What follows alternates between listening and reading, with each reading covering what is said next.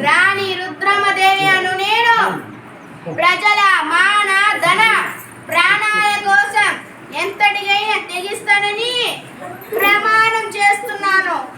ముఖ్యంగా ఆడవాళ్ళ కోసం ఎంతటికైనా తెగిస్తానని ప్రమాణం చేస్తున్నాను. మా తండ్రి గణపతి దేవుడు, మా తండ్రి పుత్ర సంతానం లేదు, మా తండ్రి నన్ను పుత్రుడిగా పెంచాడు. మీ అందరికీ రుద్రదేవుడిగా పరిచయం చేశాడు.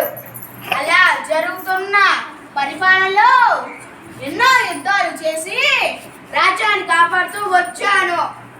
రుద్రదేవుడు ఉన్న నాకు మీరంతా జయ జయలని పలికారు. ఇప్పుడు మీకు నేను రుద్రమదేవి అని తెలిసింది. అప్పుడు జయ జయలు పలికిన మీరా ఇప్పుడు నన్ను నిలదీస్తున్నారా?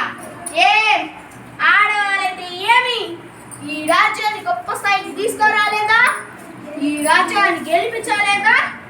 ఎన్నో రాజ్యాలను ఓడించలేదా? కానీ కొంతమంది సామంత రాజులు ఒప్పుకోలేదు. వారు నాతో పోటీకి వచ్చారు. వాళ్ళని నేను ఓడించాను. అప్పుడే మొదలైంది నా అద్భుతమైన పాలన. అలా జరుగుతున్న నా పాలనలో ఒక నది కోసం గొడవ మొదలయ్యింది. నా పాలనలో నది కోసం గొడవలా భరించలేకపోయాను. ఎంతో కోపం వచ్చింది. అప్పుడు నేనన్నాను, ఒకే తల్లి పాలు తాగిన వాళ్ళు అన్నా చెల్లెళ్ళు అక్క తమ్ముళ్ళు అయినప్పుడు ఒకే నది నీరు తాగి కొరిగే వాళ్ళం అన్నా చెల్లెళ్ళు అక్క తమ్ముళ్ళు కాలేమా? నా ఈ మాటలతో ఎన్నో రాజ్యాలు కలిశాయి. ఎంతో మంది కలిశారు, సుఖంగా జీవిస్తున్నారు. నేను మీ అందరూ చెప్పేది ఒకటే, ఆడవాళ్ళని పని చేయనివ్వండి, కష్టపడనివ్వండి, ముందుకు రానివ్వండి.